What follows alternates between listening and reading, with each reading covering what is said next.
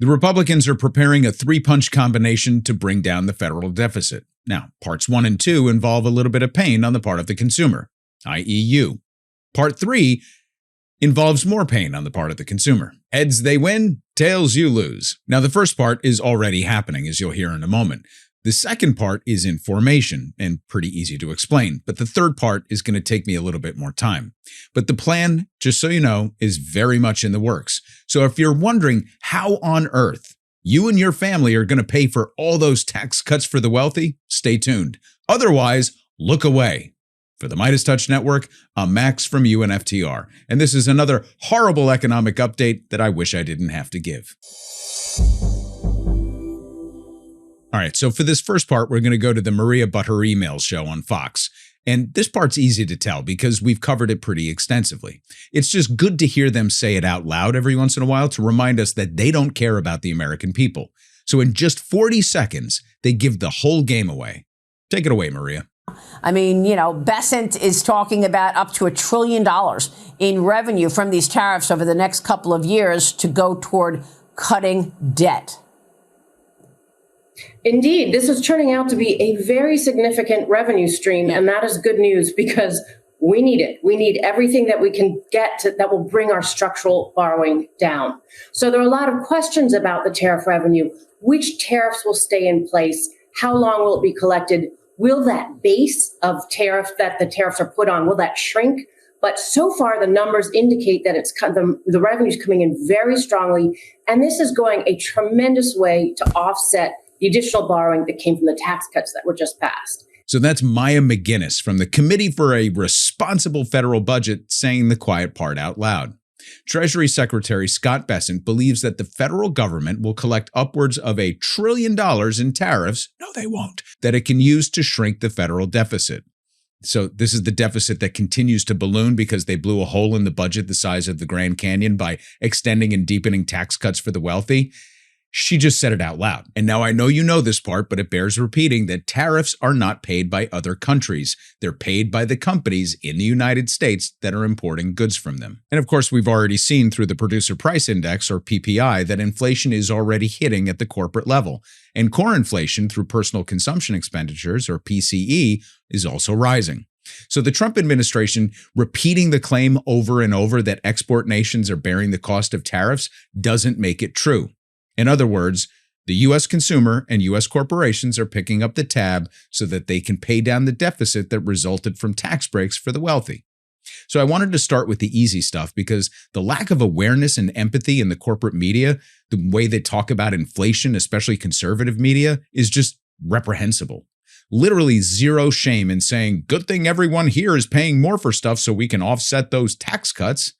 It's just exhausting. But wait, there's more. What's even more exhausting, and frankly infuriating, is where the conversation goes from here. And a source told Fox News Digital the conservative roadmap is targeting Medicaid and student loans for the next president's big, beautiful sequel, they're calling it. Yeah, I think most of us can agree that sequels kind of suck. I mean, there are exceptions to the rule like Rocky II or Empire Strikes Back, Godfather 2, of course. But for the most part, sequels are pretty bad. And the good ones are predicated on the idea that the original was great. But the Big Beautiful Bill, terrible. So how good is that sequel going to be? Just as terrible, if not worse. But I love how Maria But Her Emails says it like she's revealing some big secret. A source at Fox News told me that they're thinking about another reconciliation bill, but this isn't a secret. Ron Johnson was talking about this before the first reconciliation bill was even introduced. See, the Republicans have indeed formed a working group led by Texas Congressman August Pfluger to craft model legislation that they're referring to as the Big Beautiful Sequel. And as you just heard, the targets are further cuts to Medicaid along with federal student aid. They're not done cutting the things that we need. I mean, the existing cuts to Medicaid are already going to decimate the lower end of the economic spectrum. And as we've talked about before, obliterate red state budgets at an alarming rate. I mean, more from Medicaid, less aid to students. Bankruptcies in the United States are up 11.5% in the past year already, with medical debt being the leading cause of personal filings. Student debt default rates, all-time high, as it stands right now. I mean, they're trying to get blood from a stone. So not only is everything going to be more expensive on the consumer from the tariff war he's waging, but they're going to punish the poor and the working class even more by taking away entitlement relief measures that prevent economic devastation, all to pay for tax cuts. And by saying that any funds cut from the budget and brought in from tariffs are going toward reducing the deficit, they're basically saying that they're not investing in the American people. All they're doing is protecting their ability to service the national debt because they destroyed the one part of the revenue base in this country that can actually absorb paying more, the extreme wealthy. And that brings me to part 3. Now, this part is a bit trickier to explain because it's a fantastical scheme that hasn't been run in this country in 75 years. And when we ran it the first time, it pushed inflation above 20%, which is why we stopped doing it. But before we get there, let's look at how they're setting the stage to pull this off. So we all know that Donald Trump is obsessed with taking over the Federal Reserve, and it continued this week with the firing of Dr. Lisa Cook from the 7-person Board of Governors. Now, we'll see if it stands, but this comes on the heels of the abrupt resignation by Adriana Kugler this past summer, which then opened the door for Stephen Miron, one of the brains behind the tariff war, to be appointed to the position pending Senate confirmation. So he's trying to stack the deck here with loyalists. But Dr. Cook's dismissal should be impossible because of the Fed's independence. You can only fire somebody there for cause. But Trump's using both his newfound leverage from the Supreme Court to basically fire anyone he pleases, along with a very shaky claim that her termination was due to improper claims that Dr. Cook made on old mortgage applications.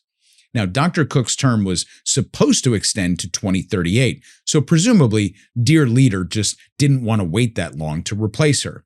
But I can't help but wonder if there's something else at play.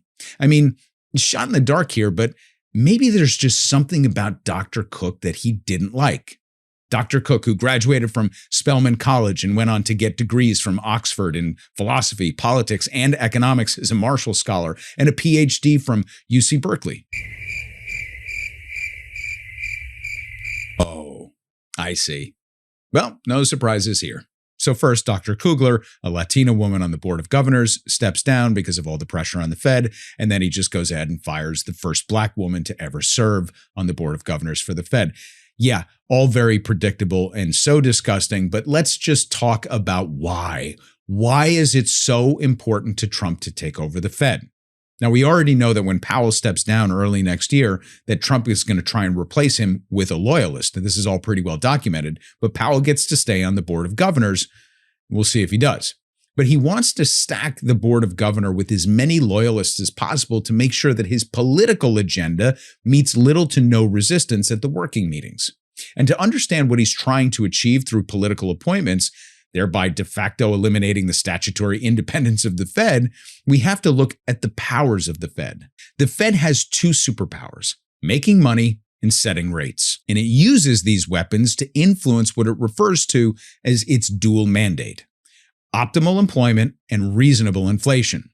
So in normal economic times, as though we can even remember what those look like, the Fed can use these weapons to cool off the labor market or spur hiring. It can increase or cool inflation through interest rates or increasing or limiting the money supply. And there's plenty of explainers out there about how these things function in theory and in practice. But every so often, like stagflation in the 1970s or post-World War II, which is where we're headed today, there are circumstances in the broader economy that upend these norms, where the tools just don't work in the way that they're calculated to. And we're in one of those periods right now. After a decade of printing money and even longer keeping rates close to zero, the Fed poured money through the economy to try and prevent another Great Depression after the global financial crisis, or the GFC. Fine. But the GFC circumstances were high unemployment and low inflation, which meant that the Fed was really just focused on the employment part of the equation. So by flowing money through the economy and keeping rates artificially low, what it was trying to do was spur hiring, which would in turn increase demand, thereby spurring modest inflation. Fine. From the lows of the GFC, it made sense to act that way for a while. But along the way, we did some other things too. First off, we conducted 2 foreign wars under Bush, Obama, and Trump 1.0 before finally winding things down under Biden. But we never stopped funding the military, and that money has to come from somewhere. We also gutted the revenue base with tax cuts, starting under Bush, and it never stopped. Not under Obama, Trump, or even Biden. And we just gutted it even further in the Big Beautiful Bill Act. As a result of egregious money printing and running up absurd deficits to pay for the war machine and line the pockets of the wealthy, we got the obvious results: a massive federal debt from skyrocketing annual deficits. Now, then came the inflation spike under Biden, and we printed even more money under both Trump and Biden out of COVID. So the Fed, which only has a couple of tools, albeit massive tools, decided to increase rates to cool inflation with the hope that it wouldn't negatively impact the job market. And for a little while, it seemed to be working, and that we were headed for the quote-unquote soft landing that we've heard so much about. Now, I don't want to go too far into the weeds on why this was all destined to fail, like how inflation was never going to be transitory, the fallacy of employment reporting now that only 62% of the population above the age of 18 actually works in this country, or how wealth inequality has masked consumer spending figures to whitewash the fact that half of this country never actually emerged from the Great Recession stemming from the GFC, or how corporations are addicted to cheap and easy money and are storing $4 trillion in offshore accounts. How tariffs won't spur manufacturing in the United States because we shipped all the manufacturing jobs overseas in the 90s with NAFTA.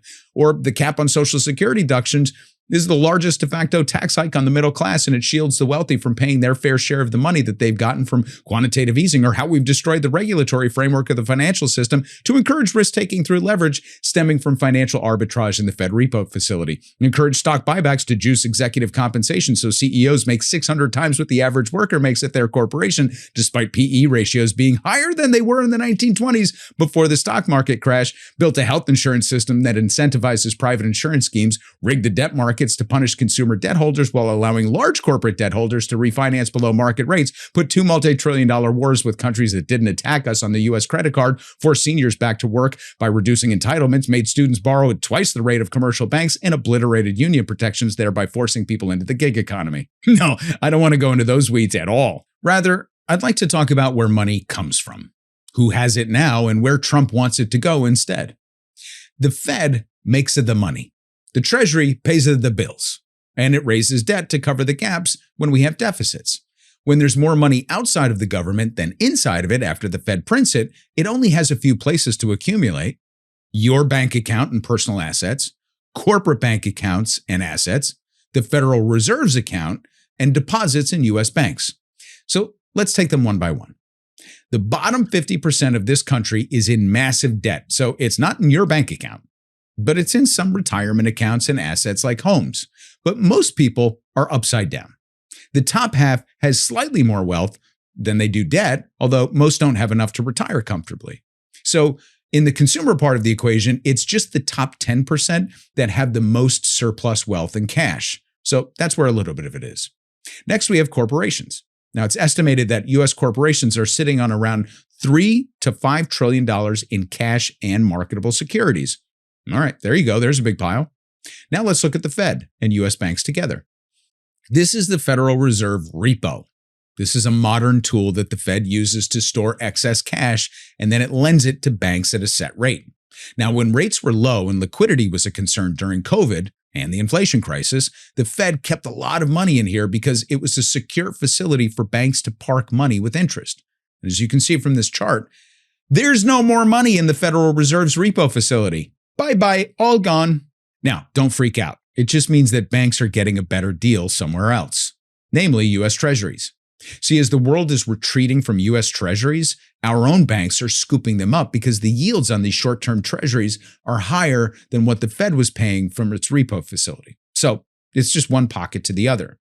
So U.S. banks own about $600 billion in short-term Treasuries, but they've got about $3.5 trillion in long-term Treasuries. So our banks hold a significant amount of government's outstanding debt. So let's game this out a bit to light the path forward for Donald Trump and evaluate his options. The administration has a bit of a problem. You see, the yield on our long-term Treasuries is high, like really high, because the whole world thinks we're crazy and that we can't sustain this level of deficit spending. To everyone else, it makes no sense why we continue to maintain a $1 trillion military budget and provide tax cuts to the only people who can actually afford to pay taxes. And the tariff war just put everyone over the edge. So now we have to pay everybody more on our debt. So the deficits are going to keep going up as a direct result of the tariffs that Scott Bessent said that we need to pay down the debt. He's using the thing that's increasing the cost of debt to pay down the debt and doesn't see the flaw in that logic. So instead of increasing revenue through taxes on the wealthy and giving consumers a break by stopping the tariff war, they're doubling down on the possibility of a second reconciliation bill that makes things even worse. So obviously, the economy is going to come to a grinding halt. It's just math. The top 10% of income earners can't be the only ones participating in this economy. So everything's falling apart. And this much everyone but Trump, Bessent, and Fox News seems to understand. So let's talk about a normal recession and a normal policy response to a normal recession. See, when things fall apart, the credit market tightens even more and defaults go up. And this leads to a vicious cycle that can last anywhere between 12 and 36 months before the economic cycle reboots. Now, in normal prior periods, that's when the government would step in with fiscal measures to increase unemployment insurance, for example, or backstop healthcare coverage, maybe even issue stimulus checks. But none of that is on the Trump agenda. So that leaves just monetary policy to get us out of a deep recession. But we just saw that the Fed is out of money. It's all sitting in commercial banks and private banks. So if the Fed wants to pour money through the system, it has to take it back or make more of it. And if it prints more money, then it devalues the currency, and that means more inflation. So that's the opposite of what we would need. And lowering interest rates to encourage more lending doesn't matter if credit is tight and if defaults are up and consumers don't have any money. The number one asset that people have is their home. And that's tied to long-term rates that aren't affected by the federal funds rate. And that's why the so-called normal Fed intervention methods can't work in this environment. So what do? Well, my guess is that you're going to start hearing a term that hasn't been used in a very, very long time, something called yield curve control. So this is when the Fed sets an artificial range for the Treasury to issue notes. And typically, it's a massive amount of short-term notes at a lower interest rate so that they can refinance all of the outstanding debt at that lower rate. The problem is the rest of the world sets the rates through auctions. It's a marketplace, and it impacts the longer-term yields especially. And as we saw from the August auction that we just had, just because we're offering them at a certain rate doesn't mean that the world is going to buy them at that rate. And this is what happened after World War II. During the war, we ran up massive deficits and the national debt ballooned. So the government had a fiscal approach, which was to increase taxes on the wealthy. I mean, the top marginal tax rate following the war was 90%. And the wealthy at the time paid it because they saw it as their patriotic duty. Our wealthy people today have no such allegiance to this country. So the monetary policy was called the yield curve control. So if the market decided that yields weren't high enough, the Federal Reserve just stepped in to overpurchase them and drive the yields down. And it worked to reduce the cost of our debt. But this is still money printing. It's just a backdoor to it. So inflation went through the roof. It was also seen as politically motivated and economically irrational after it went on for a few years. So the high taxes wound up remaining, but eventually we backed off this monetary policy. Look, economic circumstances and policy measures and prescriptions change over time. Like what we're facing today is very different than the crisis that we faced after World War II. The stagflation crisis, very different than the global financial crisis. All of these things have their own unique characteristics to it because the economy evolves over time, and so does our ability to respond to it. So the muscle memory in us might give us the impression that when this thing collapses, it's going to look a lot like the global financial crisis. Therefore, we'll just do more quantitative easing. But the nature of this crisis is going to be different, and so the nature of our quantitative easing has to look different as well. Plus, the banks are far more liquid today than they were prior to the global financial crisis, thanks to cheap and easy money. So things have moved around since that time. So let's do a little math. Corporations, as we talked about, are sitting on $3 to $5 trillion, but they don't want to touch that. Wealthy individuals and multinational corporations are parking $4 trillion in offshore accounts, but they don't want to touch that either.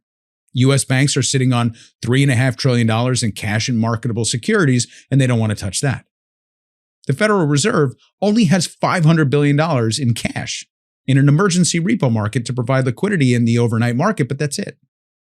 So where are they going to get the money to cover for the tax cuts, even though we all know where it's sitting? From us. And when that stone can't give any more blood, they'll be left with no choice but to print gobs of money, which would increase inflation, or purchase all the treasuries through yield curve control to drive down the yields, but that increases inflation. But hey, at least those tax cuts will be preserved. For the MeidasTouch Network, I'm Max from UNFTR. Find me on YouTube and Blue Sky at UNFTR. And don't forget, sign up for our free weekly newsletter at UNFTR.com. And I'll catch you next time. Love this video? Support independent media and unlock exclusive content, ad-free videos, and custom emojis by becoming a paid member of our YouTube channel today. You can also gift memberships to others. Let's keep growing together.